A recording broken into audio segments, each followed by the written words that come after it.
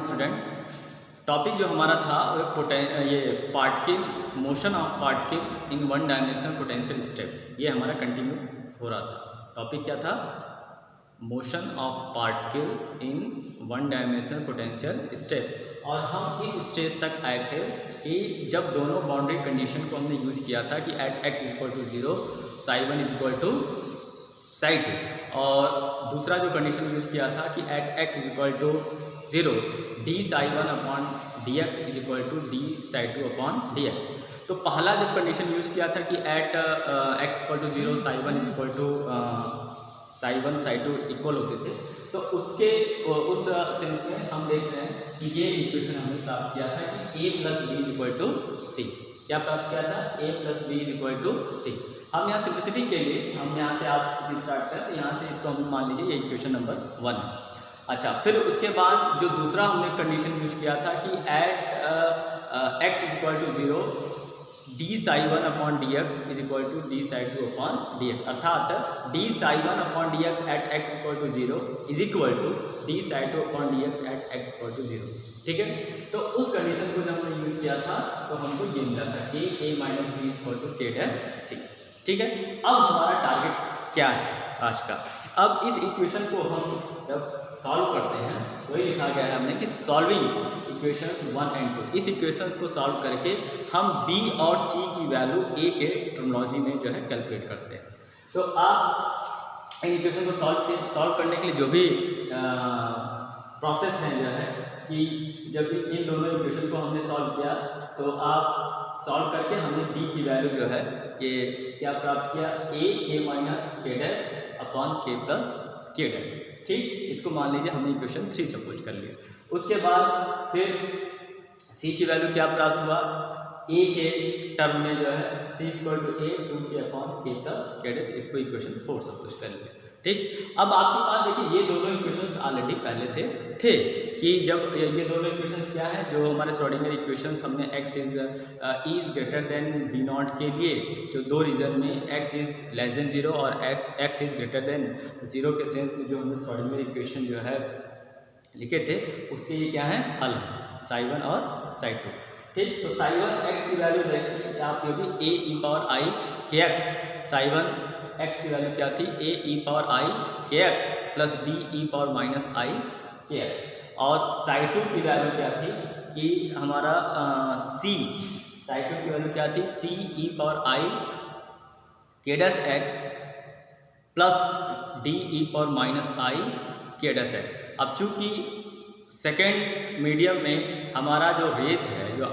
जो वेव है, चूँकि वो रिफ्लेक्ट नहीं हो रहा था, इसलिए जो कोफिशिएंट हमारा जो डी कोफिशिएंट था जो है वो कितना हो गया था, जो है 0 हो गया था। ठीक है, इस कारण से डी की वो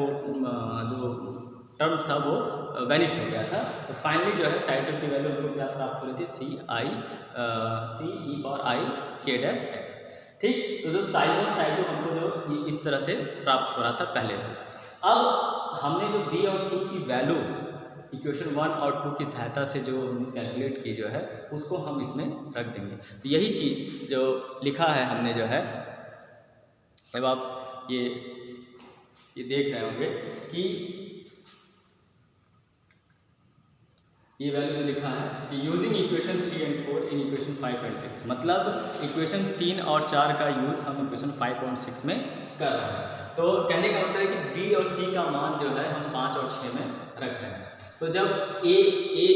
e power i x existent रहेगा, प्लस यहाँ पे क्या था b e power minus i k x, तो b के जगह पे क्या है हमारा जो है, आप इक्वेशन 3 में यदि देखें तो b इज इक्वल टू हमारा क्या है, a k minus k dash upon k plus k dash. ठीक है, तो b की वैल्यू हम यहाँ पे रख दिए हैं a k minus k dash upon k plus k dash, और ये e power minus i k x। फिर साई 2 x इक्वल टू क्या था हमारा, यहाँ पे जो है आप जब ये देख रहे होंगे तो c a 2k upon k plus c equal to a 2k upon k plus k dash. ठीक, तो अब जब आप इसमें इस वाले इक्वेशन में जब आप यहाँ पे जब ये रखोगे c equal to psi 2 equal to c, इसमें c की वैल्यू ये रखोगे तो साई 2 x हमको जो है क्या प्राप्त होगा, यहाँ पे देखो कि साई 2 x की वैल्यू प्राप्त होगी a 2k upon k plus k dash e power i k dash x। ठीक है, क्लियर। अब यहाँ पे अब एक नई टर्मिनोलॉजीज आती है, मतलब इस motion of particle in potential step, one dimensional step में हम एक नया पैरामीटर्स जो है, अब 2-3 जो एप्लीकेशन है उसमें एक नया पैरामीटर्स हम क्या करेंगे, कैलकुलेट करेंगे। अब वो नया जो पैरामीटर का नाम है वो है प्रोबेबिलिटी करंट डेंसिटी। क्या है? प्रोबेबिलिटी करंट डेंसिटी, जिसको हिंदी में बोलते हैं प्रायिकता धारा घनत्व। प्रायिकता धारा घनत्व, इसको किसी किसी बुक में जे से भी लिखता है बेटा, और किसी किसी बुक में एस से भी लिखता है, ठीक है। तो अब यहाँ पे आप ये देखो, तो जो प्रोबेबिलिटी करंट डेंसिटी का जो मैथमेटिकल जो डेफिनेशन होता है वो क्या होता है, वही लिखेंगे we know that the probability current density S, यहाँ पे हमने एस से डिनोट किया है। इसका फार्मूला होता है S equal to I H cut upon 2m। क्या होता है? S equal to I H cut upon 2m psi star D psi by D X minus psi star, sorry S equal to I H cut upon 2m bracket में psi D psi star minus psi star D psi by D X. ठीक, तो एक बार साई रहेगा तो इसका first order derivative निकाल के उसका स्टार करें, मतलब Sai D psi star by D X minus psi star D psi by D X. तो ये प्रोबेबिलिटी करंट डेंसिटी का मैथमेटिकल डेफिनेशन है, ठीक है। इसको भी जब हम पहले वाले टॉपिक में आएंगे इसके फिनिशिंग के बाद, तो इस फार्मूला को कैसे डिराइव हुआ है उसको हम अलग से जो है वो करेंगे एक्सप्लेन, ये भी एग्जाम में आता है, ठीक है। तो इसको मान लिया 7 है, ये 8 है, तो अब फिर ये लिखने के बाद we know that the probability current density अर्थात प्रायिकता धारा घनत्व S is equal to I H cut upon 2m in bracket psi D psi star upon D X minus psi star D psi by D X. तो इसमें देखिए साई की value क्या होगी और साई स्टार की वैल्यू क्या होगी, फिर उसका डिफरेंशिएशन हम कैलकुलेट करके निकालेंगे। अब ये जो प्रायिकता जो धारा घनत्व है, अब यहाँ पे देखिए एक जो पोटेंशियल स्टेप हमारा ऐसे करके था जो है, ये जो चीज़ें ऐसी थी, ये जो चीज़ें ऐसी थी, ठीक है। तो इसमें एक वेव आ रहा था, ठीक, एक वेव टकरा के जा रहा था और एक वेव दूसरे मीडियम में जो है, और एक वेव जो है एक वेव जो है वो दूसरे मीडियम में क्या हो रहा था, रिफ्लेक्ट हो रहा था। वो जो एक वेव है वो क्या हो रहा है, दूसरे मीडियम में ट्रांसमिट हो रहा है। तो कहने का सेंस ये देखिए, ये है आपतित किरण, ये क्या है, आपतित। ये वाला क्या था, परावर्तित, और ये वाला क्या था,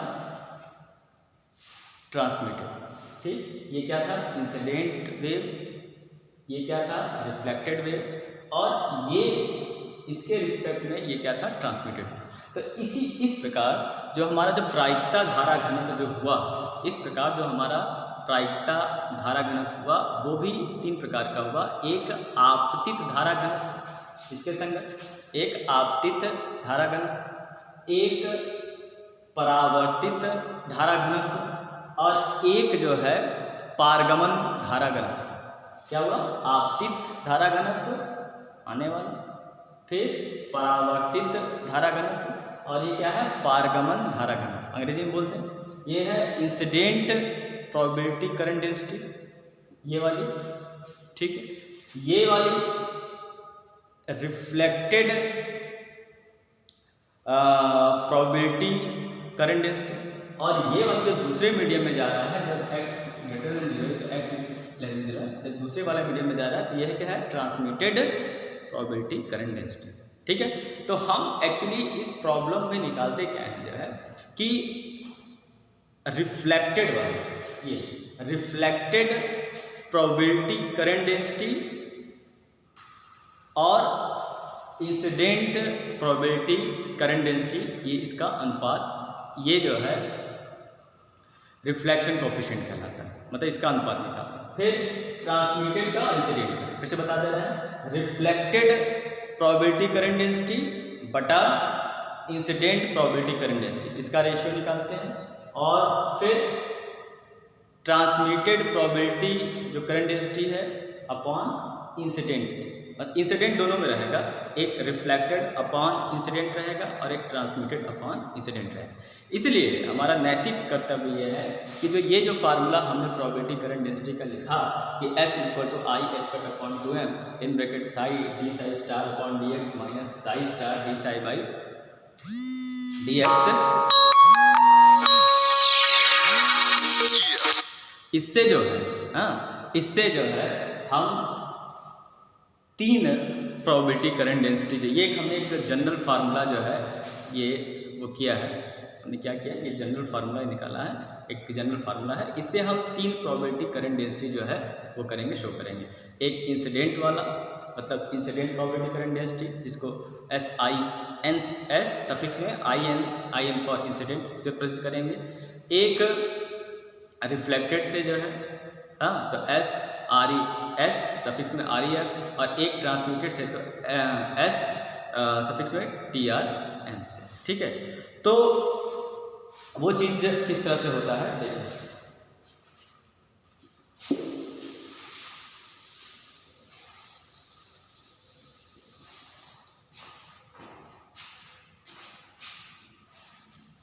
अब यदि हम यहाँ पे देखें कि यह है इंसिडेंट प्रोबेबिलिटी करंट डेंसिटी, इसके लिए S सफिक्स में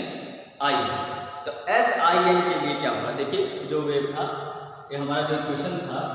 ये आप इक्वेशन देख रहे हैं साई 1 = ये, तो ये वाला तो ये इंसिडेंट वाला है, ये रिफ्लेक्टेड वाला है और ये ट्रांसमिटेड वाला है। तो इंसिडेंट के लिए जो है, इंसिडेंट प्रोबेबिलिटी करंट डेंसिटी के लिए जो है, जो इसकी वैल्यू हो गई, साई की जो वैल्यू हो गई जो है वो क्या हो गई, AE⁻IKx, क्या हो गया, तो साई इसके लिए जो है यदि हम ऐसे लिखें कि फॉर SIN, यदि हमको इंसिडेंट प्रोबेबिलिटी करंट डेंसिटी निकालनी है, SIN निकालना है, ठीक है, तो फॉर SIN S सफिक्स में आई, ये IN कहाँ है, सफिक्स में, यदि तुम ऐसे लिखे फॉर S सफिक्स में क्या लिखे हम I, तो फॉर SIN हमारा जो वेव फंक्शन है जो वेव फंक्शन है वो क्या है, AE⁻IX, ठीक, क्योंकि यहाँ पे देखिए साई 1 पर ये इंसिडेंट है, ये रिफ्लेक्ट, ये बताया था ना, ये इंसिडेंट वाला है, ये रिफ्लेक्टेड वाला, ये ट्रांसमिटेड वाला है। तो SIN के लिए साई क्या हो गया हमारा, ये हो गया, ठीक है। अब इस फार्मूला को आप देखें जो है, जो S = I h upon 2m psi D psi star upon D X minus psi star D psi by D x जो लिखा है, तो इसमें साई के स्थान पे ये चीज़ आप रखिए तो वो SSIN हो जाएगा। तो अब यहाँ से पहले आपको किस चीज़ की जरूरत है, साई की और साई स्टार की। तो फॉर SIN यदि साई ये है तो साई स्टार की जो वैल्यू हो जाएगी क्या हो जाएगी, A स्टार, और E⁻IKx का क्या हो गया, E⁻IKx, ठीक है। हाँ, इंसिडेंट प्रोबेबिलिटी करंट डेंसिटी के लिए तो साई की वैल्यू क्या है, AE⁻IKx, तो साई का स्टार क्या हो जाएगा, A का A स्टार हो गया, और E⁻IKx का I का क्या हो जाएगा, माइनस I जाएगा, ठीक है। अब यदि आप इस फार्मूला को भी देख रहे हैं जो है, इसे निकालना है, तो आपने साई निकाल लिया और साई स्टार निकाल लिया। अब आपको क्या निकालना है, D psi by D x, और जो D psi by D x आएगा फिर एक बार साई को एक्स के रिस्पेक्ट में करेंगे और एक बार साई स्टार को एक्स के रिस्पेक्ट में, ये दो वैल्यू आपको निकालनी है। तो थोड़ा सा D psi by D x निकालिए इससे, तो जब इससे आप जो है D psi by D x यदि आप निकालते हो तो यह आ जाएगा AE⁻IKx ब्रैकेट में I, AE⁻IKx ब्रैकेट में I, ठीक है। और फिर जब डी साई स्टार निकालते हैं इससे तो ये हो जाएगा D psi star upon D X, तो ये हो जाएगा A star E⁻IKx minus A star E⁻IKx minus I। अब आपको SIN, अब जो आप फार्मूला आप देखो तो यदि प्रोबेबिलिटी करंट डेंसिटी आपको निकालनी है तो आपको साई भी मालूम हो गया, साई स्टार भी मालूम हो गया, D psi by D x भी मालूम हो गया और D psi star by D x मालूम हो गया। तो इनके जगह पे जब ये वैल्यू रखेंगे तो एस आई एन यानी इंसिडेंट प्रोबेबिलिटी करंट डेंसिटी की वैल्यू क्या हो जाएगी, एस आई एन की वैल्यू क्या हो जाएगी, देखिए S I N equal to I H cut upon 2m psi D psi star, psi की वैल्यू क्या है A E power I X, फिर D psi star upon D X यानी A star E power minus I के X minus I के, फिर यहाँ पे बड़ा ब्रैकेट लगा दीजिए, फिर minus psi star, Sai star की वैल्यू क्या है ए star E power minus I के एक्स, ठीक, फिर into D psi by D x, D psi by D x की वैल्यू है आपकी ए ई पावर आई के एक्स, ठीक। बस इसको आप वो कर दीजिए, सॉल्व कर दीजिए। यहाँ पे जो ए स्टार है, ए स्टार कांस्टेंट है तो ये मॉड ऑफ ए स्क्वायर हो जाएगा, मॉड ऑफ ए स्क्वायर हो जाएगा, ठीक है। तो आप देखिए ये e पावर 0 1 हो गया खत्म, इसी प्रकार से ये खत्म हो गया। तो mod of A to A star mod of A square, यहाँ पे भी मॉड ऑफ ए स्क्वायर, ये कॉमन हो गया, ठीक है। और आई को यदि आप इसके साथ कर ले गए, चलिए हम स्टेप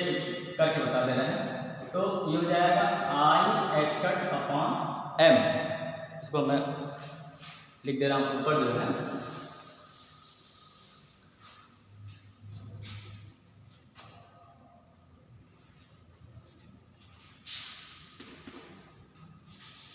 यहाँ से क्या आई H cut upon 2m mod of A square, A square mod of A square को बाहर ले लिया, इसी से बाहर ले लिया जाए तो ये हो जाएगा माइनस आई के माइनस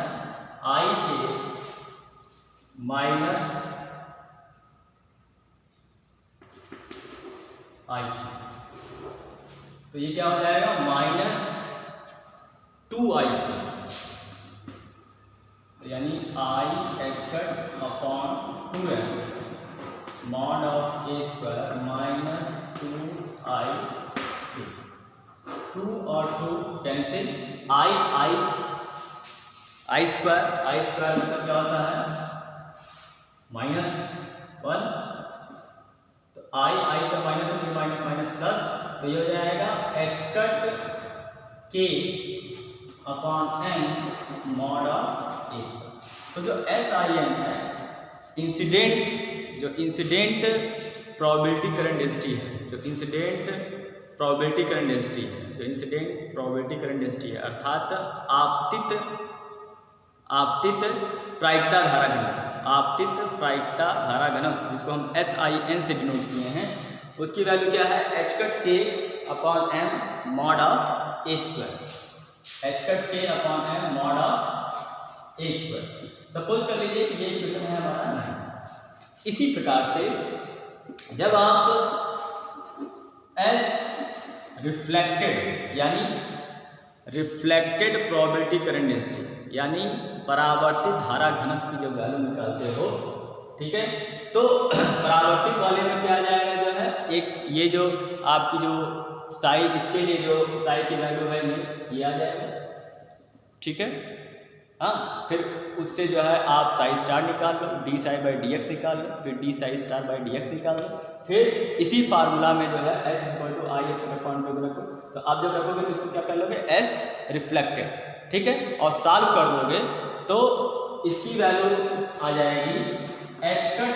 के upon M mod of B square, ठीक, ये वैल्यू सेम आएगी एच कट के upon M mod of B square, क्योंकि देखो रिफ्लेक्टेड वाले में जो है हमारा ये जल्दी रखोगे जो है, हाँ, रिफ्लेक्टेड वाले में जो है हमारा क्या आ जाएगा S reflected H cut upon के मॉड ऑफ बी स्क्वायर, ठीक है। इसमें रखना, इस वाले इक्वेशन में रखना 7 या 8 में रखना, या चाहे तुम उसमें भी रख सकते हो जो प्रीवियस इक्वेशन था तुम्हारा साई 2 इज इक्वल टू जो है psi 1 X equal to A E power minus I के X plus B E power minus I के एक्स, ठीक है, उसमें भी रख के हम जो है वो निकाल सकते हैं। तो देखो सेम देखो, इंसिडेंट वाले में ए आएगा, मॉड ऑफ ए स्क्वायर आएगा एच कट के अपॉन एम के साथ, रिफ्लेक्टेड वाले में जो है एच कट के अपॉन एम के साथ मॉड ऑफ बी स्क्वायर आएगा, क्योंकि ए इंसिडेंट वेव कांस्टेंट है, मतलब एम्पलीट्यूड जिसको बोल लो, आपतित जो तरंग है उसका आयाम है, और एस आई एन आपतित धारा घनत्व है, इसलिए आपतित धारा घनत्व में आपतित तरंग का आयाम है। इसी प्रकार एस रिफ्लेक्टेड में जो रिफ्लेक्टेड कोफिशिएंट का रिफ्लेक्टेड एम्पलीट्यूड आएगा, और बी जानते हैं कि ये क्या है, रिफ्लेक्टेड एम्पलीट्यूड, ठीक है। इसी प्रकार से बेटा इसको मान लो इक्वेशन क्या है, इसी प्रकार से जो एस ट्रांसमिटेड निकालोगे पारगमन वाला दूसरे मीडियम में, एस ट्रांसमिशन, तो उसमें देखो, अब देखो अभी तक ये जो एस इन एस रिफ्लेक्टेड है, मतलब आपतित और परावर्तित, ये अभी तक ये पहले ही मीडियम में, मतलब एक्स इज लेस देन 0 वाले में ही। लेकिन जब तुम पारगमन वाला कर रहे हो, ट्रांसमिशन वाला कर रहे हो, तो अब वो तरंग दूसरे मीडियम में आ जा रहा है, और दूसरे मीडियम में जो है के बदल के क्या हो जा रहा है, के डैश हो जा रहा है, ठीक है। तो यहाँ पे क्या हो जाएगा, एच कट के डैश अपॉन एम, और ट्रांसमिशन कोफिशिएंट क्या है तुम्हारा, सी है, क्योंकि डी तो 0 हो जा रहा है, तो ये हो जाएगा मॉड ऑफ सी स्क्वायर। इसको मान लो इक्वेशन नंबर 11, इसको क्या मान लो, इक्वेशन नंबर 11, ठीक। अब हम कह क्या रहे थे, हमको यहाँ पे 2 फैक्टर निकालना इंपॉर्टेंट इस पर, एक होता है रिफ्लेक्टेड कोफिशिएंट, एक होता है ट्रांसमिटेड कोफिशिएंट। क्या होता है, रिफ्लेक्टेड कोफिशिएंट और परावर्तन गुणांक होता है, और दूसरा होता है पारगमन गुणांक। रिफ्लेक्टेड कोफिशिएंट को आर से प्रदर्शित करते हैं, कैपिटल आर से, और ट्रांसमिटेड कोफिशिएंट को कैपिटल टी से प्रदर्शित करते हैं, ठीक है। तो उसको निकालने के लिए जो रिफ्लेक्टेड कोफिशिएंट है उसका जो फार्मूला होता है, तो उसका जो फार्मूला होता है, यदि आप लिखें कि reflected coefficient capital R, the reflected coefficient capital R is equal to reflected S upon incident S, यानी रिफ्लेक्टेड रहेगा तो रिफ्लेक्टेड और रहेगा, रिफ्लेक्टेड कोफिशिएंट परावर्तन गुणांक बराबर परावर्तित प्रायिकता धारा घनत्व, परावर्तित प्रायिकता धारा घनत्व बटे आपतित धारा घनत्व, ठीक है, एस रिफ्लेक्टेड अपॉन एस इन। इसी प्रकार से जब ट्रांसमिशन वाला करते हैं, पारगमन ये ट्रांसमिटेड कोफिशिएंट, तो उसमें एस ट्रांसमिटेड अपॉन एस, नीचे इंसिडेंट ही है, हमने बताया था कि रिफ्लेक्टेड का इंसिडेंट के बीच क्या रेशियो है और ट्रांसमिटेड का इंसिडेंट के बीच क्या रेशियो है। तो चलो एक निकाल के पहले हम देखते हैं ये क्या है। तो एस रिफरेंस मतलब S reflected upon S in, S reflected की वैल्यू देखो क्या है, एच कट के upon M mod of B square, ठीक है। इसको भाग किससे दे दिए जो है, एस इन से, एस इन की वैल्यू क्या है, एच कट के upon M mod of A square, ये पूरी वैल्यू कट गई, तो ये आपका सिंपल आ गया mod of B upon A का स्क्वायर, मतलब mod of B square upon mod of A square आया। इसको एक साथ लिख लें, this is equal to mod of B upon A का स्क्वायर, ठीक है। यानी जो रिफ्लेक्टेड कोफिशिएंट जो होता है, रिफ्लेक्टेड कोफिशिएंट जो होता है जो है वो रिफ्लेक्टेड एम्पलीट्यूड और इंसिडेंट एम्पलीट्यूड के मॉड का स्क्वायर होता है। रिफ्लेक्टेड एम्पलीट्यूड और इंसिडेंट, रिफ्लेक्टेड वेव एम्पलीट्यूड और इंसिडेंट वेव एम्पलीट्यूड के रेशियो के मॉड का स्क्वायर होता है, ठीक है। अब इसी प्रकार से आप ट्रांसमिटेड कोफिशिएंट की वैल्यू निकालो। अच्छा, अब इसको एक चीज सुनिए, अब इसको कभी कभी एग्जाम में वो के टर्म में पूछता है कि के टर्म में जो है रिफ्लेक्टेड कोफिशिएंट की वैल्यू क्या होगी। तो पहले हम ये आर हम इस टर्म में निकाल लिए। अब थोड़ा सा हम जो है ये चाहेंगे कि पहले यही कि हम ट्रांसमिशन वाला निकालते हैं, या तो फिर एक साथ टी क्या हो जाएगा, S transmission upon S T. तो एस ट्रांसमिशन की वैल्यू क्या है, एच कट के upon M mod of C square upon S transmission H dash K dash upon, और एस की वैल्यू क्या है, H dash K upon M mod of A square. तो एच कट एम एम ये तो सारा cancel हो जाएगा, और ये जो वैल्यू आएगी हमारी ये आ जाएगी के डैश अपॉन के mod of C upon A का स्क्वायर। क्या जाएगी, के डैश अपॉन के mod of C upon A का स्क्वायर। तो अभी तो हम तो इस स्टेज में पहुंचे हैं कि रिफ्लेक्टेड और इंसिडेंट वेव एम्पलीट्यूड के टर्मिनोलॉजी में जो किस स्टेज तक पहुंचे हैं कि रिफ्लेक्टेड एंड इंसिडेंट जो वेव है उस वेव के एम्पलीट्यूड के टर्म्स में जो है आर की वैल्यू क्या है, और यहाँ पे ट्रांसमिटेड एंड जो इंसिडेंट वेव है उसके एम्पलीट्यूड के टर्म में टी की वैल्यू क्या है। अब हमारा जो आखिरी टारगेट होगा वो होगा कि के के टर्मिनोलॉजी में जो के के टर्मिनोलॉजी में आर और टी की वैल्यू क्या होती है, और फिर देखते हैं क्या आर प्लस टी को जोड़ने से जो है वो 100% या 1 आता है। चलिए लेट अस चेक इट। अब थोड़ा सा यदि हम इसको देखें, बी और ए की वैल्यू रखिए, ठीक है, यहाँ पे पहले आर वाले, तो यदि हम आर वाले में जो है बी और ए की वैल्यू रखते हैं तो देखिए बी की वैल्यू आपको क्या प्राप्त हुई थी, बी की वैल्यू आपके वीडियो की स्क्रीन पे होगा। बी की वैल्यू आपको मिली थी ए के माइनस सी, हम यहाँ पर रख दे रहे हैं, बी की वैल्यू थी ए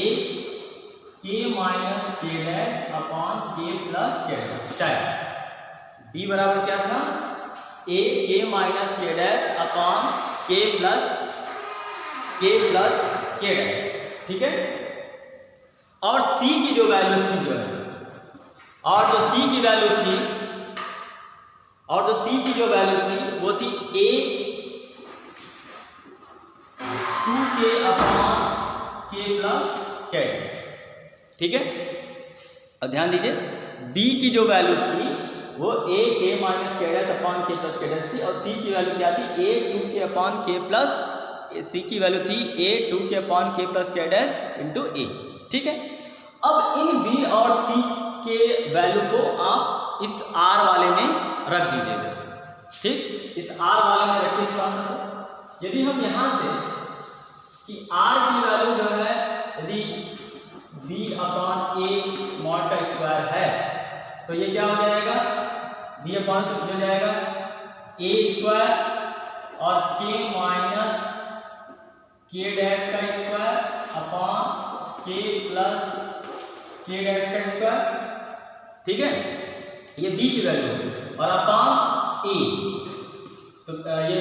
बी का स्क्वायर अलग अलग कर सकते हैं, मॉड ऑफ बी स्क्वायर पर मॉड ऑफ ए स्क्वायर, ये स्क्वायर ए स्क्वायर कैंसिल हो गया। ये आपका जो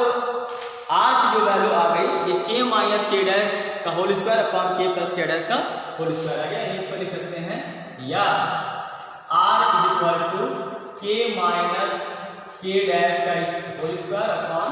के प्लस के डैश का होल स्क्वायर। इसको मान लीजिए इक्वेशन नंबर 12, ठीक है। तो आर की वैल्यू क्या आ गई, के माइनस के डैश का होल स्क्वायर अपॉन के प्लस के डैश का होल स्क्वायर। सिमिलरली इसी प्रकार से हम टी की वैल्यू जो है निकालेंगे, तो टी का आप देखेंगे के डैश बाई के मॉड ऑफ सी अपॉन ए, ठीक है। तो अब यहाँ पे सी की वैल्यू आप रखिए, यहाँ देखिए, यहाँ पे हम लिख रहे हैं टी की वैल्यू है के डैश अपॉन के, इसको हम अलग अलग लिख रहे हैं mod of C square upon mod of A square. अब इसको मिटा देते हैं। सी की वैल्यू ये है जो आपने यहाँ पे देखिए, यहाँ लिखा था सी की वैल्यू क्या है, ए 2k अपॉन के प्लस के डैश, ठीक है। तो यदि हम सी की वैल्यू ये रखते हैं तो मिल जाएगा भाई ए स्क्वायर और 2k अपॉन के प्लस के डैश का होल स्क्वायर, यानी 4k स्क्वायर अपॉन के प्लस के डैश का होल स्क्वायर और अपॉन ए स्क्वायर या मॉड ऑफ स्क्वायर जो भी है ये कट गया। यानी टी की वैल्यू आपको मिल गई 4 k square upon k plus k dash का होल स्क्वायर, इसको 13 मान लीजिए। ठीक, तो motion of a particle in one dimensional potential step, motion of particle in one dimensional potential step में क्वेश्चन ये पूछता है कि when a particle move in one dimensional potential well, then derive the expression for the reflection coefficient and transmission coefficient and also show that r plus t is equal to 1।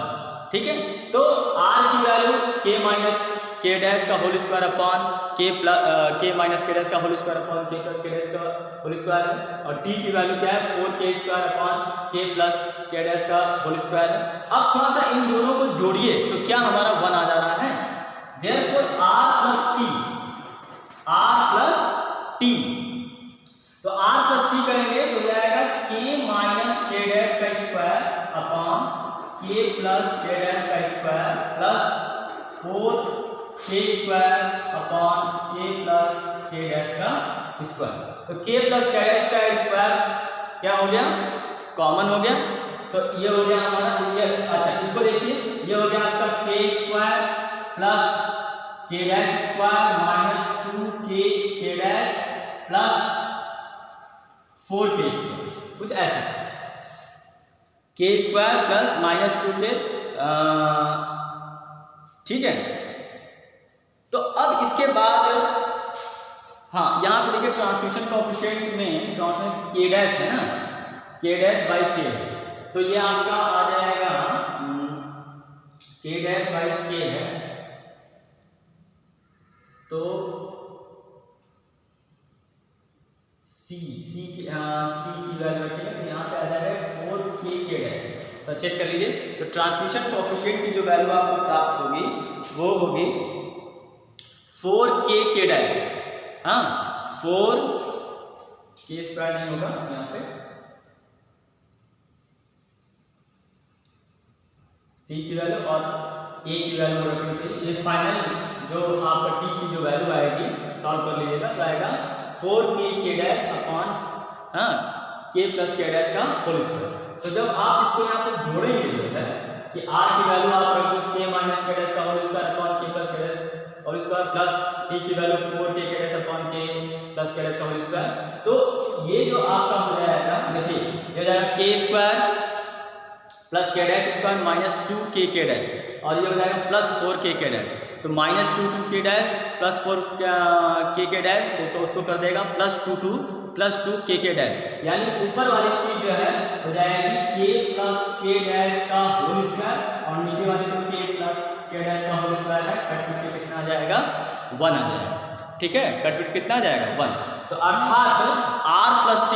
When the particle moves in one dimensional potential step, the summation of reflection coefficient that is r and the transmission coefficient that is the t, that is r plus t is equal to 1। ठीक है, ये किस case में होता है, when the energy E is greater than V0, when the energy E is greater than V0। ठीक है, तो आज आपका जो motion of particle in one dimensional potential step था, इसका एक केस खत्म हुआ कि जब E is greater than V0 होता है तो R प्लस टी की वैल्यू 1 होती है। ठीक है, अब इसका दूसरा केस हम नेक्स्ट वीडियो में क्या करेंगे, डिस्कस करेंगे, जब E V0 से क्या होगा, कम होगा। Till then thank you very much.